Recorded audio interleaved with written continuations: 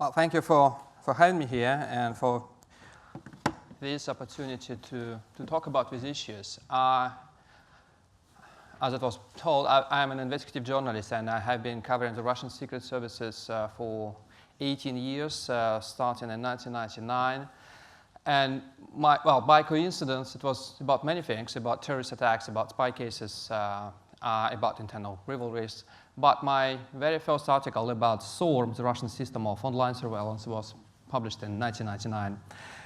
So it's a very long thing. It's a very long story for Russia. And what I think is really interesting is that very few countries in the world where you have the local internet companies dominate the market. And Russia, with its very recent totalitarian past, is one of them. We have Yandex, which is a kind of Russian Google. We have Mail.ru, which is a sort of Russian Gmail. We have Kaspersky, of course, to name just a few. And yet, when we got in a situation where the Kremlin started its offensive on internet freedoms in the country, well, we've seen very little resistance from these companies, despite the fact that these companies were not helped by the government back in the 1990s or the 2000s. Nevertheless, when the Kremlin needed their help, sometimes doing very sensitive things, many of these companies accepted. And to explain this phenomenon, maybe we need to get back to how the things developed since the collapse of the Soviet Union, because that was the moment when the internet was brought to Russia. It was 1990. And while Russia had a very slow start with the internet, obviously because we had very poor communications, no digital lines at all. But despite these things, very quickly, maybe in terms of 4 or 5 years, we got very good internet companies. And the reason for that was mostly people.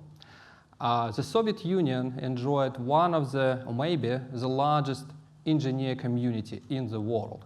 The reason was obviously to serve the huge military-industrial complex and the KGB.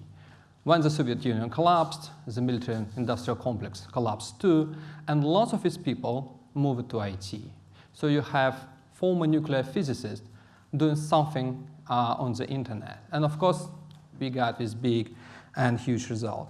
What also helped that the Kremlin, for almost 20 years, left the internet alone, and the internet was actually allowed to flourish without any government intrusion or control. Mostly because the internet was, the Kremlin was not aware of the political potential of the global network. But when we got to 2011 and 2012, first the Arab Spring, then the Moscow protests erupted in around 2011, 2012, and the Kremlin understood this is a new challenge and we need to do something.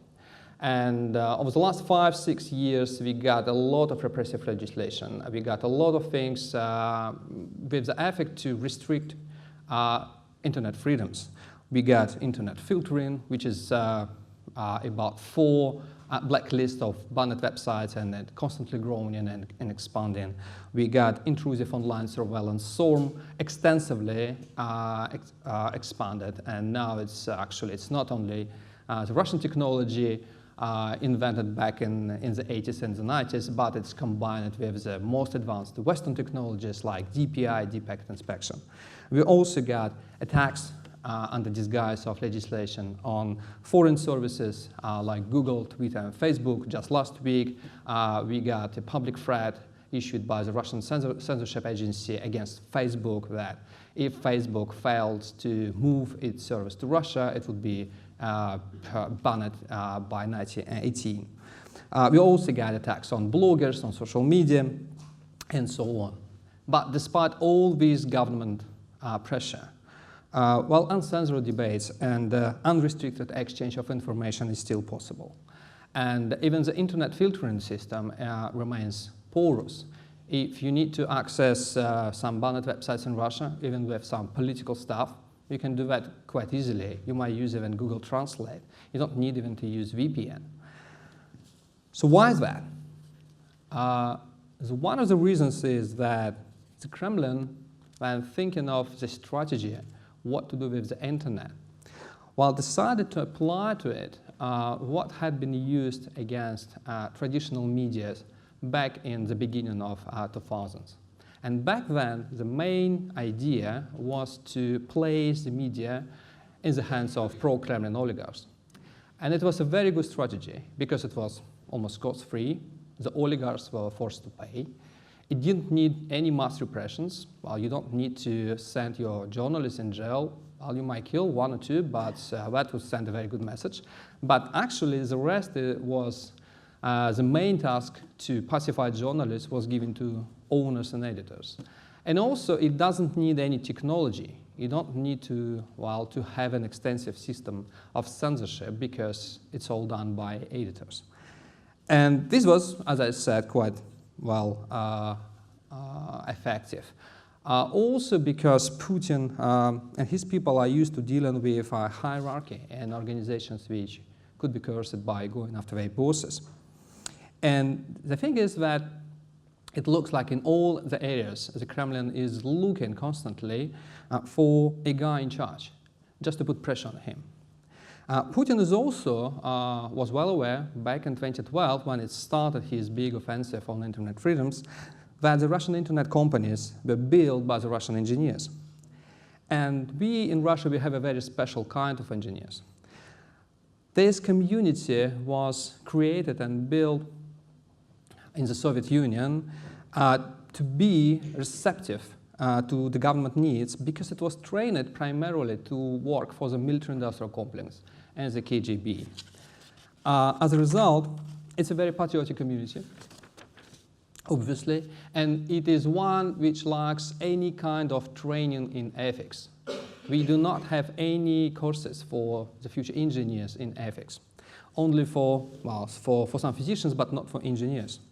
And the Kremlin, and the reason is that the Kremlin, both in the Soviet Union and in Russia, doesn't want to have technical specialists asking too many questions and questioning the bigger picture. They just wanted them to perform technical tasks. But the networks have no ops. They are horizontal creatures, and the content is generated on social media not by employees, not by engineers, but by users. And the most fascinating example how this system failed was already in 2014, when the biggest Russian social media, call it Vkontakte, in Contact we can translate, modeled after Facebook, was put under control of the Kremlin, and the founder of this network, Pavel Durov, was forced first out of the country, first out of the company, and then out of the country. And it looked very fine for the Kremlin. Everything pacified. But very soon we got the war in Ukraine. And the main thing for the Kremlin was always to deny the military presence in Ukraine. We have no soldiers in Ukraine officially. But the thing is, what happened next? Thousands, sometimes more, soldiers sent in secret to Ukraine to fight. Many of them, they have profiles of Vkontakte. So what they started doing, while encouraged by propaganda that it's a very good thing to fight Ukrainians, they started boasting of their exploits on Vkontakte. So they posted everything about them. They exposed everything. They posted information about their units, names of their commanders, their commanding officers. They posted information about their geolocation, posted photographs, actually when you have a big weapon firing. And, well, they posted their awards for things doing in Ukraine. And they helped to expose the truth. The thing is that I strongly suspect that these people and these soldiers, they knew nothing about the conflict in the company of Vkontakte. What they were doing, they just posted things, and the system, the government system of control and surveillance was built to deal with few troublemakers and with companies, but not with thousands and millions of users. Nevertheless, despite all these very modest results inside of the country, while outside Russia, now most Kremlin offensive include a cyber component. And in some cases, it looks very successful.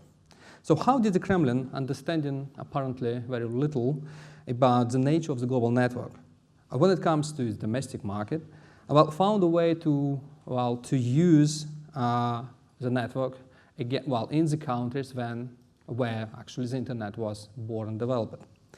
There is something unique about what the Kremlin and the Russian secret services brought to the global network.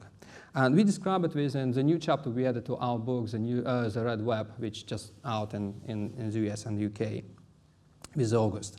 And it's something about the concept of mistrust. The Soviet officials never trusted people. They believed that any Russian citizen at any moment could spontaneously go mad or get drunk and crash the equipment and in the workplace or come into contact with a suspicious foreigner and expose state secrets. In short, the authorities despised the people they governed. The KGB believed in the same concept, but it went deeper. The KGB agents were trained to think that every person was driven only by baser, inferior motives. And Putin himself is a product of his training. And he doesn't believe in mankind, sorry for his words, and nor does he believe in a benign society. The concept that people could come together to do something for the common good. Those who try to do something not directed by the government were either spies, paid agents of foreign hostile forces, or corrupt. So Putin's know-how was to use this concept to attack the political opposition, firstly inside of the country, and to prove the point of the supposed corruptness of all these independent political actors. In the 2000s, the opposition leaders and independent journalists' conversations were intercepted and leaked, their email accounts hacked and leaked again. And the special tactics was developed on the way. The Kremlin came to use outsourcing to deny their responsibility.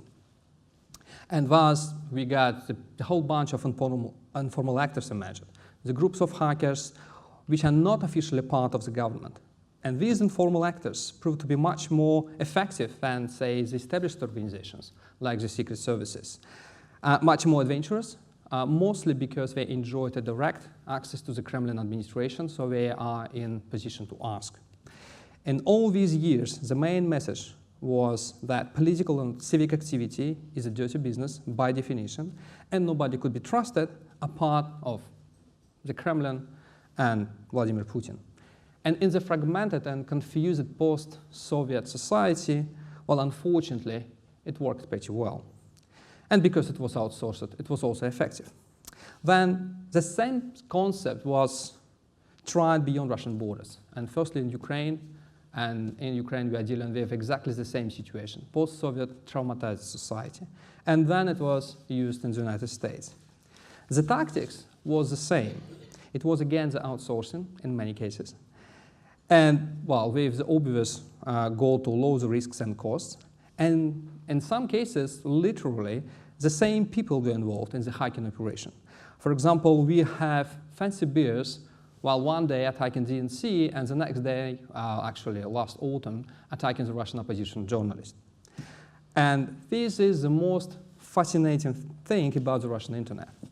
Only in this area, in Russia, we see the combination of old Soviet methods of intimidation and control, and especially control over information, and a very modern and advanced approach of using outsourcing for conducting offensive operations inside the country and beyond its borders.